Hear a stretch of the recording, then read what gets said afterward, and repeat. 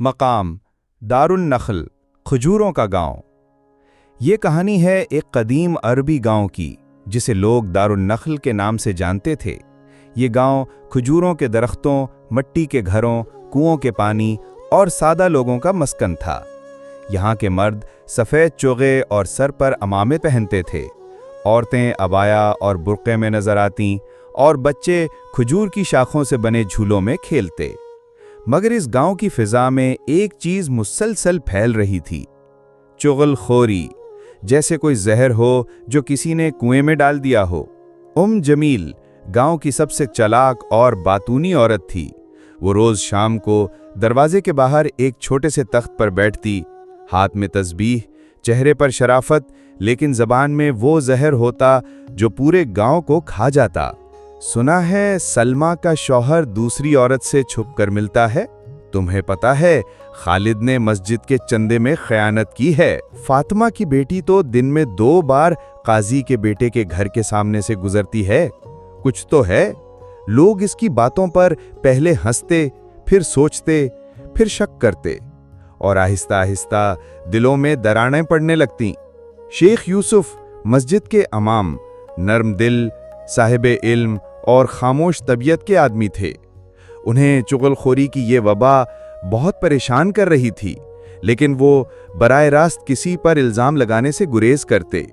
ایک دن جمعے کے خطبے میں انہوں نے کہا، جب کوئی تمہارے پاس آ کر کسی کے بارے میں بات کرے تو پہلے یہ سوچو، کیا وہ تمہیں جوڑنے آیا ہے یا تمہیں توڑنے؟ لوگ سوچ میں پڑ گئے، مگر جمیل کے کان پر جوں تک نہ رینگی۔ جمیل نے ایک دن خبر پھیلائی، قاضی عبدالحلیم کی بہو رات کو چھپ کر باہر نکلتی ہے، شاید اپنے ماضی سے جڑی کسی پرانی چاہت کے پیچھے۔ یہ بات ایک دن میں سارا گاؤں جان چکا تھا۔ گھر میں فساد برپا ہو گیا۔ قاضی نے اپنے بیٹے کو مارا، بہو کو تانوں کی بارش میں جلایا اور محلے میں سر جھکا کر چلنے لگا۔ سچ، وہ بہو صرف ایک مریضہ کے لیے حکیم سے دوا لینے جاتی تھی، خاموشی سے، رات کے اندھیرے میں، تاکہ پردہ قائم رہے۔ لیکن اب دیر ہو چکی تھی۔ جب کسی نے جمیل سے پوچھا، تمہیں کیسے پتا چلا؟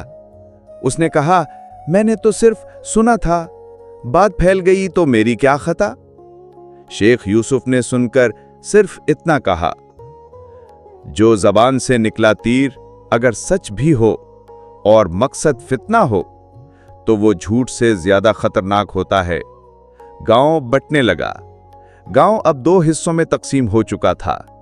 ایک طرف وہ لوگ جو چغلی پر یقین کر کے رشتے توڑ بیٹھے تھے، دوسری طرف وہ جو سچ جاننے کے باوجود خاموشی سے دکھ سہ رہے تھے۔ ایک لڑائی، ایک فتنہ، ایک غلط فہمی، اور سب کے سب اپنی ہی زبانوں کے قیدی بن چکے تھے۔ اب راتیں بے سکون تھیں، دل بے چین تھے، اور گاؤں کی فضا بدزنی، چغلی اور شک سے بھری تھی۔ مگر ایک بوڑھا شخص، ایک اجنبی، اونٹ پر سوار اس گاؤں کی طرف آ رہا تھا، خاموشی سے۔ وہ کون تھا؟ اس کی آمد کیا بدلے گی؟ کیا چغل خوری کا زہر ختم ہو سکے گا؟ رات کی گواہی۔ وہ ایک سناٹا تھا جو رات کے آخری پہر میں گاؤں پر اتر آیا تھا۔ کھجوروں کے درخت آہستہ آہستہ جھومتے، دور کہیں کتا بھونکتا، اور کسی گھر کے دروازے کی چک ہلکی سی کھلتی۔ اسی سناٹے میں ایک اونٹ سوار گاؤں کی طرف بڑھا، لمبا سفید عمامہ، چہرے پر دھوپ سے جلا رنگ، مگر آنکھوں میں ایسی روشنی جو راہوں کو صاف کرتی تھی۔ اسے لوگ شیخ عطا کے نام سے جاننے لگے۔ شیخ عطا کوئی عالم نہیں تھا، نہ فقیہ، نہ مفتی، مگر اس کی موجودگی میں دل پرسکون ہو جاتے، بچے خاموش ہو جاتے، اور گناہ خود بخود شرمندہ لگنے لگتا۔ اس نے کسی کو کچھ کہا نہیں، بس گاؤں کی مسجد کے پاس مٹی کا ایک حجرہ آباد کر لیا۔ روز وہ لوگوں کے ساتھ بیٹھتا، باتیں سنتا، اور صرف ایک بات کہتا، جو تم سنتے ہو وہی سچ ہے، یا جو تم دیکھتے ہو، یا جو دل کا نور تمہیں دکھاتا ہے۔ جمیل کو یہ اجنبی سخت ناپسند تھا، अब लोग उसकी बातों पर वैसा यकीन नहीं करते थे। जब वो किसी की चुगली करती तो लोग सिर्फ इतना कहते, हो सकता है वैसा ना हो जैसा तुम कहती हो। ये सुनकर उसका दम घुटने लगा। उसने फैसला किया, ये अजनबी यहां ना रहे। नया फितना, शेख अता के खिलाफ साजिश। उम्मे जमील ने एक नई कहानी घड़ ली। शेख अता किसी और गांव से निकाला गया है। इस पर इल्जाम है कि वो सादा औरतों को वरगलाता है। ये बात आहिस्ता आहिस्ता गांव में फैलने लगी। लोग चौंकने लगे। जो कल तक उससे दिल की बातें करते थे, अब नजरें चुराने लगे। शेख यूसुफ ने शेख अता को मस्जिद के हुजरे में बुलाया। दरवाजा बंद हुआ और दो बुजुर्ग खामोशी से बात करने लगे। कुछ देर बाद दरवाजा खुला। शेख यूसुफ बाहर निकले और मिंबर पर खड़े हो गए। लोगों, हमने एक बार फिर अपनी जबानों के जहर से एक मासूम को निशाना बनाया है। शेख अता ने न सिर्फ मेरी मस्जिद की मरम्मत करवाई, बल्कि इस गांव के कई यतीम बच्चों की मदद भी की, वो भी खामोशी से। वो अगर खामोश रहता है तो क्या ये उसकी कमजोरी है या हमारी बेगैरती? गांव पर जैसे सख्ता तारी हो गया। लोगों ने जमील से मुंह मोड़ लिया। औरतों ने अपने दरवाजे बंद रखे। मर्दों ने बाजार में सलाम का जवाब देना छोड़ दिया। वो जो कल तक तख्त पर बैठी फितना फैलाती थी, अब अपने सहन में अकेली बैठी तस्बीह घुमाती थी। मगर उसकी तस्बीह में अब सिर्फ लफ्जी जिक्र था, दिल में नदामत ना आई। गांव की हालत, फितने का जहर तो कम हो गया, लेकिन गांव के रिश्ते अभी भी कमजोर थे। कई घर एक दूसरे से नाराज, कई नौजवान खामोश, कई औरतें सहम कर रह गई थीं। शेख अता ने एक दिन कहा, जख्म का भर जाना काफी नहीं, जब तक तुम मुआफी मांगकर दिल साफ नहीं करते, वो जख्म अंदर ही अंदर गलता रहता है। शेख यूसुफ और शेख अता ने एक मंसूबा बनाया। गांव के चबूतरे पर एक इज्तिमा बुलाया गया। सबको मदऊ किया गया, हत्ता के जमील को भी। जब सब जमा हुए तो शेख यूसुफ ने कहा, आज हम सिर्फ एक काम करेंगे। जिसे हमने जबान से तकलीफ दी, उससे मुआफी मांगेंगे। एक लम्हे के बाद एक नौजवान लड़का उठा, काजी अब्दुल हलीम के कदमों में बैठ गया। चचा, मैंने आपके बेटे के खिलाफ झूठ फैलाया था, मुझे माफ कर दें। फिर एक औरत, फिर एक बूढ़ा, फिर एक बच्चा।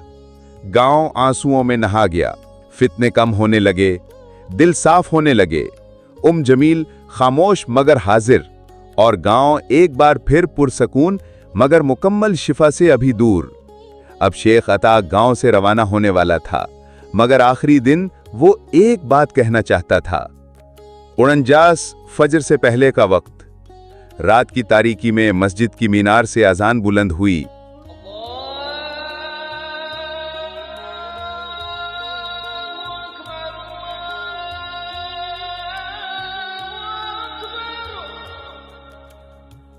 हवा में एक अजीब सुकून था, जैसे कोई गुनाह धुलने वाला हो। शेख अता ने वजू किया, अपना पुराना अब्बा पहना और मट्टी के हुजरे का दरवाजा आहिस्तगी से बंद किया। आज वो इस गांव में अपना आखिरी दिन गुजारने जा रहा था। फजर की नमाज के बाद मस्जिद में जमा लोग हैरान थे कि शेख अता ने पहली बार कुछ बाकायदा कहना चाहा। उन्होंने खड़े होकर कहा, मैं एक बात कहकर जा रहा हूं, और अगर तुमने इसे दिल से सुन लिया तो तुम्हारा गांव अमन का गहवारा बन जाएगा। वो रुके, लोगों की तरफ देखा और फिर नरमी से बोले, चुगलखोरी वो आग है जो दूसरों के घरों में लगती है और आखिरकार तुम्हारे अपने घर तक पहुंचती है। जो शख्स सुनकर आगे बढ़ाता है वो भी बराबर का मुजरिम होता है। तुमने अपनी बहनों, भाइयों, बुजुर्गों, हत्ता के बच्चों के दिलों में शक और नफरत बोई है, और अगर तुम वाकई तौबा चाहते हो तो सिर्फ जबान बंद ना करो, दिल खोलो, मुआफी मांगो और माफ करो। लोग मस्जिद से निकलने लगे, मगर दरवाजे पर जमील खड़ी थीं। उनके हाथ में पुरानी खजूरों की तस्बीह थी, आंखों में आंसू थे। वो आहिस्ता से शेख अता के कदमों में बैठ गईं। मैंने लोगों में जहर फैलाया और खुद सबसे ज्यादा जली, मुझे माफ कर दें। शेख अता ने उसका सर थपथपाया। जिस दिन तुमने लोगों से माफी मांगी, वो दिन सच में तुम्हारी तौबा का आगाज होगा।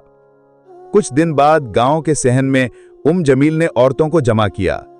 वो सब जो कल तक इससे नफरत करती थीं, आज हैरान थीं कि वो उनके सामने रोकर एक एक से मुआफी मांग रही थीं। मैंने तुम्हारे घरों में शक डाला, तुम्हारी इज्जतें मशकूक की, मुझे माफ कर दो। खामोशी। फिर एक औरत ने कदम बढ़ाया। हम भी शरीके जुर्म थे, हम भी मुआफी मांगते हैं। चंद माह बाद गांव में नया मदरसा बना। शेख यूसुफ ने ऐलान किया कि यहां सिर्फ कुरान, अदब और किरदार सिखाया जाएगा। नौजवान बच्चे अब झूठ, गीबत और चुगलखोरी से नाआशना होने लगे। उनके लिए किसी की गैर मौजूदगी में उसका जिक्र एक नापसंदीदा चीज बन गई। कई बरसों बाद जब सब कुछ बेहतर हो चुका, एक दिन खबर आई, शेख अता का वसाल हो गया। एक दूसरे गांव में तन्हाई में खामोशी से गांव की मस्जिद में ऐलान हुआ। लोगों ने इज्तिमाई दुआ की। जमील अब खैर कलाती थीं।